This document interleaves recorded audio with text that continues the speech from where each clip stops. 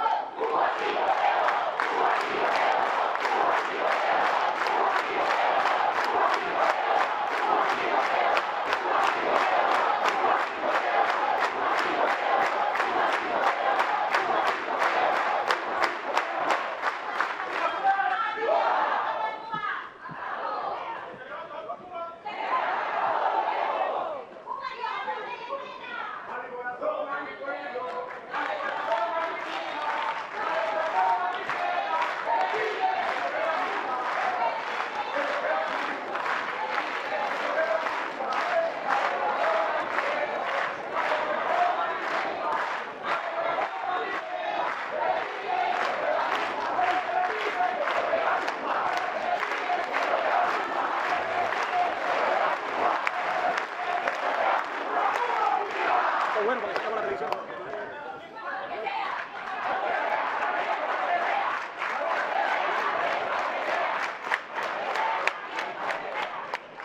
El evento fue tan infame que ni siquiera tuvieron el valor de transmitirlo en vivo por ninguna plataforma digital, menos por la televisión cubana.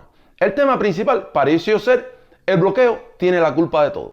¿Conocen ustedes que el país atraviesa una situación económica complicada, con impactos sociales visibles que afectan el nivel de vida, la satisfacción de necesidades, los servicios sociales y el bienestar de nuestro pueblo? Sufrimos el efecto combinado del recrudecimiento extremo del bloqueo económico, comercial y financiero, las secuelas de la pandemia de COVID-19 y el impacto económico de la crisis global y de los conflictos internacionales en curso. Nuestro gran desafío en política exterior continúa siendo la hostilidad de los gobiernos de los Estados Unidos, su empeño en negar nuestro derecho a la libre determinación y en dominar nuestra nación.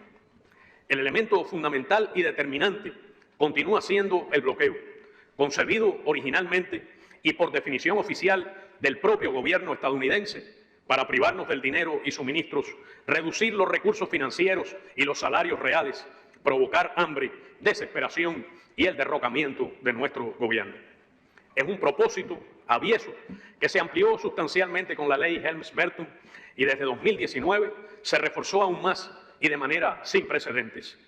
La arbitraria designación de Cuba como Estado patrocinador del terrorismo agregó un efecto extremadamente dañino con altos costos y limitaciones para las finanzas y el comercio.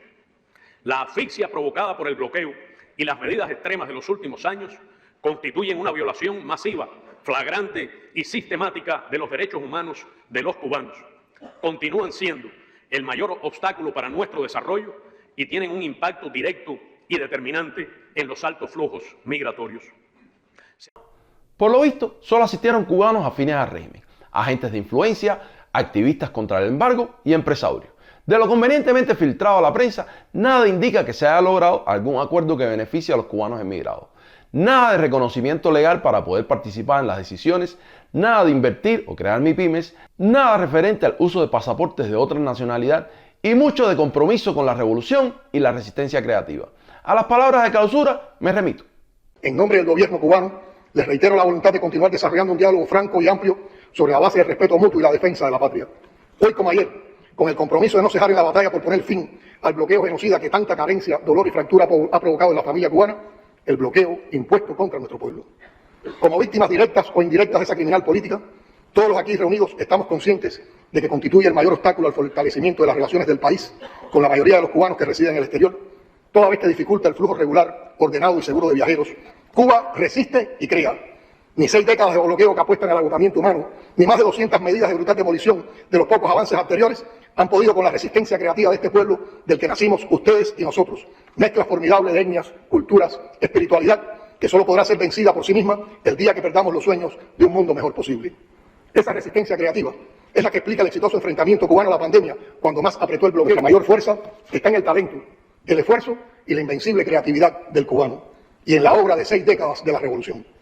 En esa obra incluimos, por supuesto, la solidaridad que damos y recibimos desde todos los rincones del planeta, de todas las personas de buena voluntad que nos acompañan en la pelea contra el bloqueo, y para satisfacción y alegría, en primerísimo lugar, de las cubanas y cubanos que tienen a la patria geográficamente lejos, pero sentimentalmente en el centro de sus corazones. Siéntanse entonces reconocidos en esta victoria cotidiana sobre quienes nos adversan, que llamamos la resistencia creativa. La conferencia, además de ser otro mal uso de los recursos del Estado, resultó un espaldarazo a todos aquellos que sirven a los propósitos del régimen de La Habana en el extranjero. Muy lejos estuvo de ser representativo de la inmigración cuando se denigró abiertamente a la comunidad de cubanos en el sur de la Florida, lugar que acoge a cerca del 80% de todos los emigrados. Están las crecientes manifestaciones de apoyo y solidaridad con Cuba de los nacionales que residen fuera del país, incluso en los Estados Unidos. Están muchos de ellos sometidos, como lo están sus familiares, amigos, vecinos, conocidos y los cubanos en general, a una permanente agresión tóxica por vía de los medios de comunicación y las redes digitales, con plataformas radicadas especialmente en el sur de la Florida, financiadas por entidades gubernamentales. Es una agresión que sabemos muchas veces los expone a ustedes a diversos peligros y admira a nuestro pueblo cómo ustedes defienden con hidalguía su postura moral y política frente al acoso. De ahí que no se conociera de reclamos referentes a la situación de los presos políticos en Cuba o de las restricciones de salida o entrada al país de nacionales cubanos, 2 temas principales en aquella primera conferencia de 1978. Ni algún reclamo del derecho a participar en las elecciones del país. Sin dudas, otra pantomima para la opinión pública internacional que fue utilizada para coordinar y coaccionar el aparato propagandístico del Partido Comunista y que nada positivo deja para la nación ni la migración. Pero, ¿cómo creen ustedes que este evento contribuya de alguna forma al progreso o mejoramiento de las relaciones entre los emigrados y el gobierno cubano? Los leo en los comentarios. Si te ha parecido interesante, dale me gusta y compártelo para que le llegue a más cubanos. Y no olvides seguirnos en Facebook o suscribirte en YouTube para que no te pierdas próximos videos. Nosotros aquí seguimos, buscando Cuba.